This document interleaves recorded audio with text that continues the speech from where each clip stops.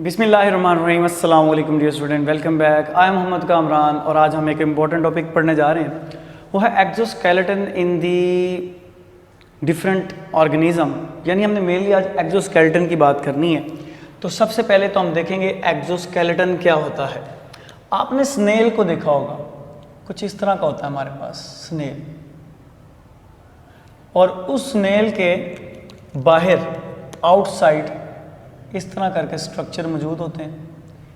ये जो हार्ड किस्म का स्ट्रक्चर उसकी बॉडी के बाहर मौजूद होता है, इसे हम कहते हैं this is called as exoskeleton. Skeleton ढांचा present outside the body. Last time हमने देखा स्केलेटन का काम क्या होता है, प्रोटेक्शन देता है। प्रोटेक्शन के साथ साथ किसी भी जानदार को मूवमेंट में हेल्प करता है, सपोर्ट करता है। तो यहाँ पर ये इसको नो डाउट प्रोटेक्शन दे रहा है, तो ये इसका स्केलेटन है। अब स्केलेटन होता क्या है, हार्ड कवरिंग होती है, ठीक है। और इसके बारे में अगर बात की जाए तो ये नॉन लिविंग होता है। नॉन लिविंग से मुराद ये है कि ये जैसे हमारे कपड़े हैं, हम छोटे थे हमारे कपड़े छोटे थे, हम बड़े हो गए लेकिन हमारे कपड़े अभी भी छोटे ही हैं, क्योंकि वो नॉन लिविंग है, वो ग्रो नहीं करते। बिल्कुल उसी तरह इनका शेल भी इनके बढ़ते हुए साइज के साथ ग्रो नहीं करता, तो ये नॉन लिविंग है। दूसरी बात है दिस इज इनर्ट।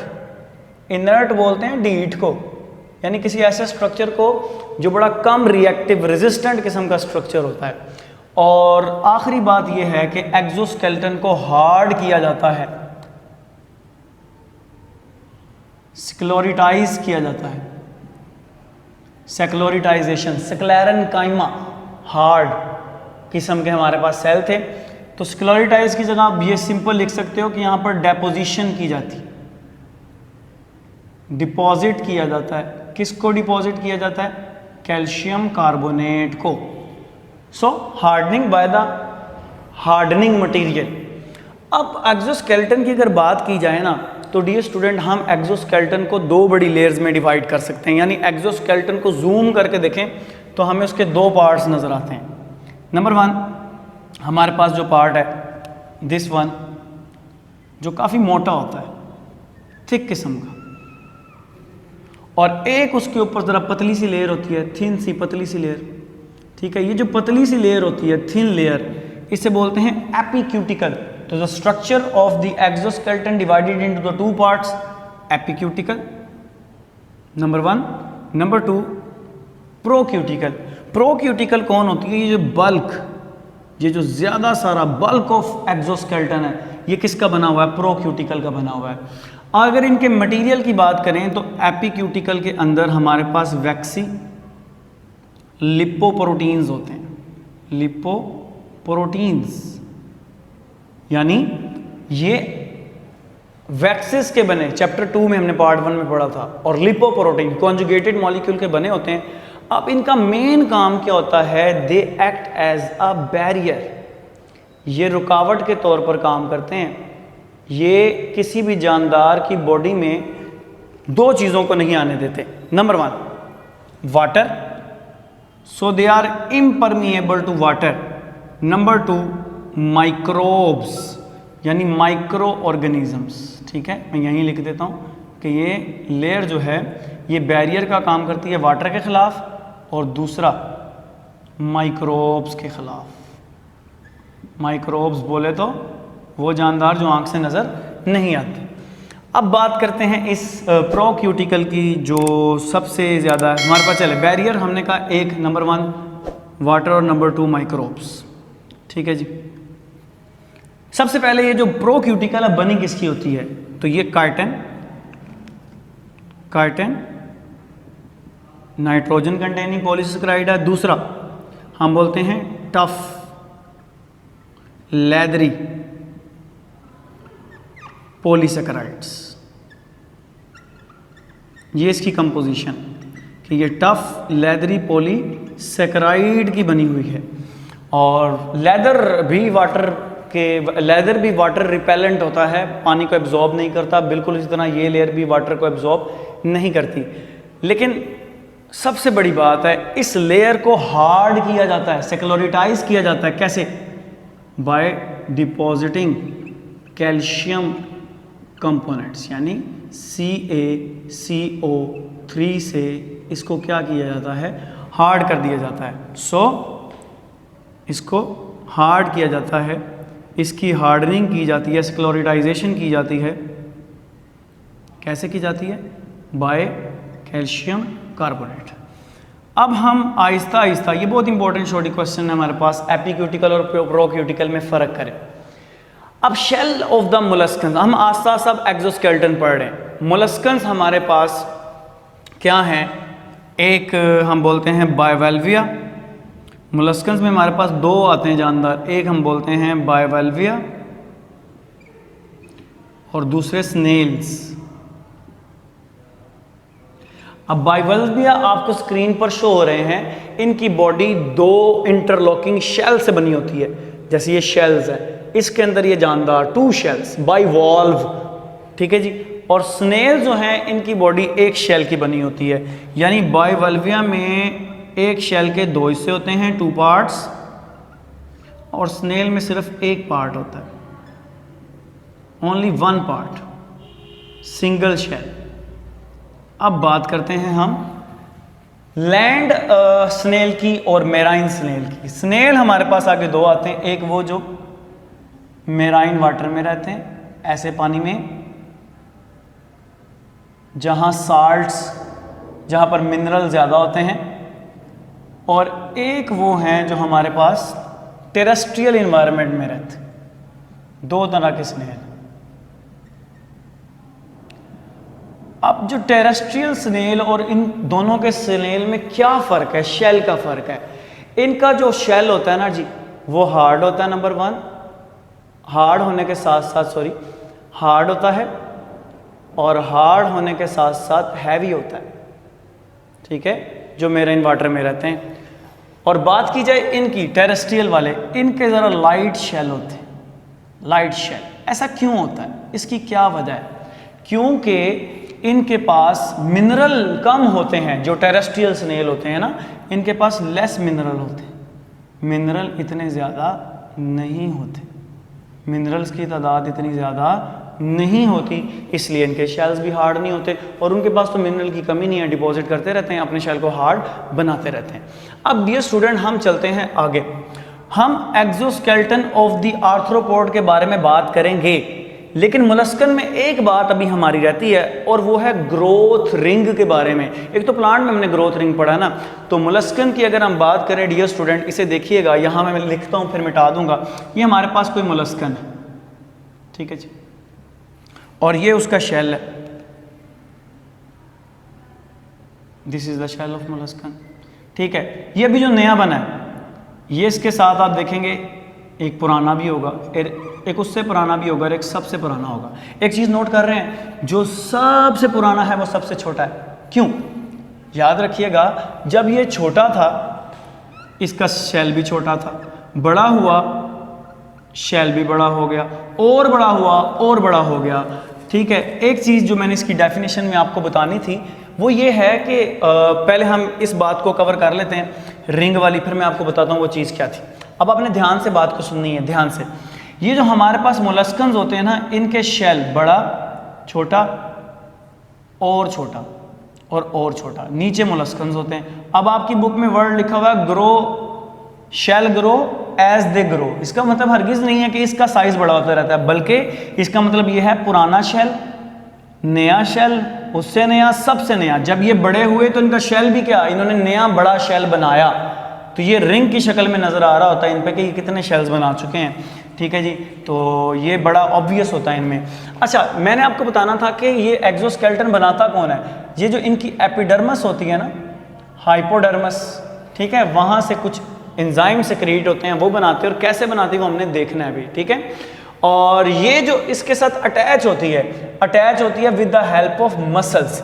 यहाँ पर कुछ खास किस्म के मसल्स होते हैं जिसकी वजह से एक्सोस्केलेटन इनकी बॉडी के साथ जुड़ा होता है। तो simply non living inert attach by the muscle and secreted by the epidermis.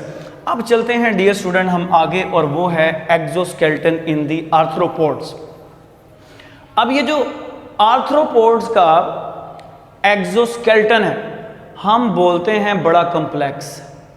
और यकीन माने, अगर मुझसे पूछे ना एक्सोस्केलेटन बनाने का जो हक अदा किया है वो आर्थ्रोपोड्स ने किया। मैं कहता हूँ कमाल कर दी। कैसे, वो हम देखते हैं। इन्होंने ना एक्सोस्केलेटन के साथ साथ बड़ी बड़ी बड़ी मॉडिफिकेशन की हैं, इतनी मॉडिफिकेशन की हैं कि ये अपने एक्सोस्केलेटन में रहते भी हैं और उससे मूव भी करते हैं बड़े अच्छे तरीके से। आमतौर पर एक्सोस्केलेटन ऐसे है जैसे आपने कोई बोझ उठाया हुआ है, ठीक है, और बोझ उठा के तो इंसान अच्छी रनिंग कर नहीं सकता। स्नेल देख लें बड़ा कितना स्लो सा होता है, लेकिन कॉकरोच देखें कितना तेज तेज भागता है, क्योंकि उसका ताल्लुक आर्थ्रोपोड से है, ठीक है। और इन्होंने बड़ी अच्छी मॉडिफिकेशन करके अपना बड़ा अच्छा किस्म का एक्सोस्केलेटन बनाया हुआ है। उड़ने के लिए इस्तेमाल भी करते हैं और चलने के लिए भी करते हैं। तो डियर स्टूडेंट, हम उन अडाप्टेशंस को देखेंगे जो आर्थ्रोपोड्स ने की हैं, और the arthropods have become the more successful members having exoskeleton. बात सुननी है ध्यान से। पहली अडाप्टेशन है बेटा रिजिस एंड बार्स। अब ये क्या बला है बेटा, ये इनकी बॉडी है ना, तो इनकी बॉडी में इस तरह के हमारे पास स्ट्रक्चर मौजूद है। कभी आपने कोई जंगला, कोई पार्क में एंट्री गेट की बजाय आपने वहां लगे हुए जंगले से की हो, तो वहां पर ऐसे नुकीले बार से लगे होते हैं, ठीक है जी। और ये लेट्स सपोज इनकी बॉडी है, और ये जो ऊपर स्ट्रक्चर है इन्हें हम बोलते हैं रिजिस, और इसके अंदर बेटा एक्सोस्केलेटन फिट हो जाता है। ये बिल्कुल ऐसे है जैसे लॉक लग गया इनका आपस में, लॉक लग चुका है, बांधे जा चुके हैं ये। तो रिजिस बाहर वाला, उभार, बार्स ये जो नुकीला सा स्ट्रक्चर है, ठीक है जी। तो ये रिजिस और बार बनाते हैं किस लिए? For the attachment of muscle. इसका फायदा क्या होगा? इससे मसल बड़ी अच्छे तरीके से अटैच कर देंगे फर्मली, वरना सिर्फ ऊपर लगा होता तो आसानी से टूट जाते, बल्कि इसके अंदर एंकर कर गए हैं, अंदर की तरफ चले गए हैं। तो ये रिजिस एंड बार्स बनाए हैं इन्होंने। क्यों बनाए हैं जी? कनेक्ट करने के लिए। किन को? मसल्स को, ठीक है जी। फिर ज्वाइंट्स बनाए हैं। ज्वाइंट से निकला है, जोड़ने से निकला है। हमें भी ये हमारा ज्वाइंट है, जहां दो बोन्स मिलती हैं उसे ज्वाइंट बोलते हैं। इंशाल्लाह आगे हमने पढ़ना भी है। लेकिन यहां पर जहां पर एक्सोस्केलेटन इनकी बॉडी के साथ अटैच हो रहा है और मसल भी साथ मौजूद है, उसे हम ज्वाइंट बोलते हैं। अब इनका जो ज्वाइंट होता है ना बेटा, क्या होता है? पतला सा होता है, थिन, फ्लेक्सिबल होता है। ज्वाइंट जितना फ्लेक्सिबल हो अच्छी बात होती है, ठीक है। अभी मेरा ये ज्वाइंट, कोई भी ज्वाइंट स्टिफ सख्त हो जाए, ठीक है, ये हाथ वाले ज्वाइंट ही सख्त हो जाए, मैं तो लिखने से रह जाऊंगा। तो ज्वाइंट जितना नरम फ्लेक्सिबल हो अच्छा होता है, ठीक है। तो इनके बड़े नरम और नाजुक और फ्लेक्सिबल ज्वाइंट हैं, जिसकी वजह से ये स्विफ्ट, तेज वॉकिंग करते, तेज तेज भागते हैं, चलते फिरते हैं, ठीक है जी। और इनके ज्वाइंट हमने बोला है थिन है, फ्लेक्सिबल हैं, ठीक है जी। और बड़े एक्टिव किस्म के इनके क्या हैं हमारे पास? ज्वाइंट हैं। बाकी इनके करैक्टर हैं तो वो आपको स्क्रीन पे भी मैं शो कर दूंगा। अब और इन्होंने क्या किया है? इन्होंने अपनी बॉडी के ऊपर अपने इस एक्सोस्केलेटन के साथ सेंसरी स्ट्रक्चर बनाया है, जिनमें से कुछ हेयर लाइक हैं। वो जो हेयर लाइक स्ट्रक्चर्स हैं उन्हें हम बोलते हैं ब्रिस्टल्स, और कुछ इनके ऐसे हैं जैसे लेंस का काम कर रहे हैं, कंपाउंड आइज का काम कर रहे हैं, उन्हें हम बोलते हैं लेंसेज। तो दो स्ट्रक्चर हमने बोले, वो क्या हैं? Number 1 bristles, hair like, number 2 lenses, much like eyes, ठीक है जी। तो ये इनको हेल्प करते हैं डिफरेंट फंक्शन परफॉर्म करने के लिए। उसके अलावा भी कुछ मॉडिफिकेशंस हैं, जैसे गैसियस एक्सचेंज के लिए हमने पार्ट 1 में पढ़ा था रेस्पिरेशन इन दी कॉकरोच, तो हमने वहां पढ़ा था स्पाइरकल्स। स्पाइरकल्स इनकी बॉडी में, स्पाइरकल्स इनकी बॉडी में, लेट्स सपोज ये बॉडी है इनकी, ठीक है जी, ये इनकी बॉडी है, और इनकी बॉडी में क्या होती हैं? कुछ सुराख, कुछ ओपनिंग्स होती हैं, और ये ओपनिंग गैसियस एक्सचेंज में मदद देती हैं। उसके अलावा इनके पास एंटीना मौजूद होते हैं जो जिससे ये डेंजर का पता करवाते हैं। फिर इनके पास आप कह लें कि उड़ने के लिए भी इन्होंने अपने एक्सोस्केलेटन को मॉडिफाई किया हुआ था। ये कुछ अडाप्टेशन हैं, यानी गैसियस एक्सचेंज के लिए इनके पास क्या मौजूद हैं? स्पाइरकल्स मौजूद हैं। अब इसी तरह काफ़ी मॉडिफिकेशन है इसकी, ठीक है। नंबर 1 इंपॉर्टेंस ऑफ एक्सोस्केलेटन में, तो सबसे पहली इंपॉर्टेंस तो यही है कि जो एक्सोस्केलेटन है ना, ये प्रोटेक्शन देता है, ये प्रोटेक्शन देता है। प्रोटेक्शन किससे देता है? 2 चीज़ों से। नंबर 1 एनिमी से, प्रीडेटर से। नंबर 2 इन्वायरमेंट्स, माहौल से। माहौल से प्रोटेक्शन से क्या मुराद है? माहौल से प्रोटेक्शन से मुराद है ये इनको ड्राई इन्वायरमेंट से, क्योंकि इनकी बॉडी के ऊपर क्यूटिकल मौजूद है, अभी हमने जिक्र किया वैक्सी एपिक्यूटिकल मौजूद है, पानी को लॉस नहीं होने देती, तो ड्राई इन्वायरमेंट में इनकी बड़ी हेल्प करती है। अब जब इसका फ़ायदा है तो कुछ नुकसान भी है।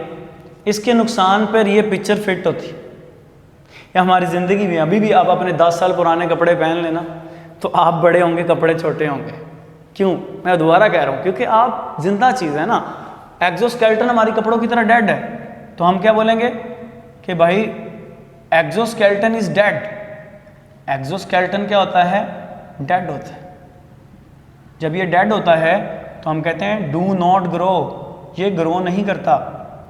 एज ऑर्गेनिज्म ग्रो, ऑर्गेनिज्म के ग्रो करने के साथ साथ ये ग्रो करता नहीं है। तो जैसे आप बड़े हुए, आपको नए कपड़े खरीदने पड़े हैं, बड़े होने के साथ साथ आपको नया स्केलेटन बनाना पड़ता है और पिछले को गिराना पड़ता है। तो हम कहते हैं do not grow as organism grow. So आपने क्या करना है? Form new exoskeleton, number 1। Number 2, and shed, shed गिराना, रिमूव, पीरियोडिकली, रेगुलरली, 1 साल बाद, 2 साल बाद, जब भी एक टाइम पूरा हो जाता है आपने उसको गिराना है। ठीक है जी। तो पुराने वाला गिरा देना है, नए वाला बना लेना है। इस अमल को बेटा जी बोलते हैं एक्डाइसिस या मोल्टिंग। मैं यहां पर मोल्टिंग लिख लेता हूं, एक्डाइसिस पहले ही हमने लिखा हुआ है। इस अमल को बोलते हैं मोल्टिंग और ecdysis. Very important short question कि मोल्टिंग या एक्डाइसिस किसे बोलते हैं।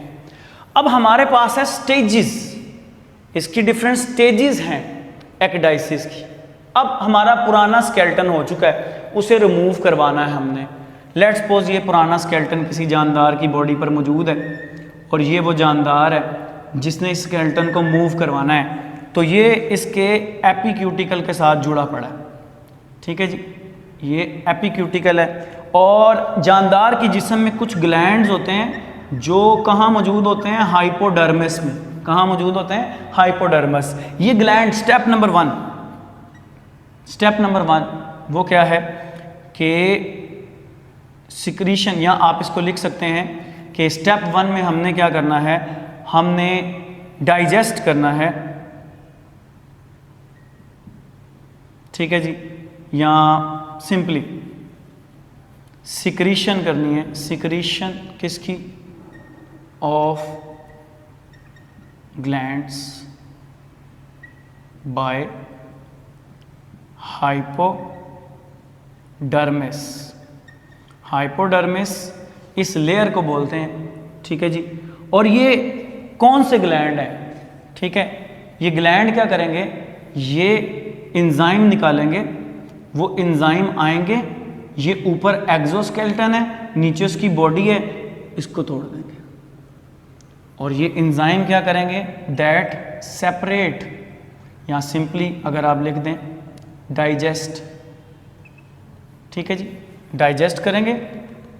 यहाँ पर जो अटैचमेंट है प्लस सेपरेट, अलहदा कर देंगे। किस किस को अलहदा करेंगे? किस किस को सेपरेट करेंगे? किस किस को अलहदा करेंगे? ठीक है, हाइपोडर्मिस, जानदार की स्किन, एंड हाइपोडर्मिस के साथ साथ दूसरे नंबर पर जिस चीज़ को सेपरेट करेंगे दैट इज एक्सोस्केलेटन।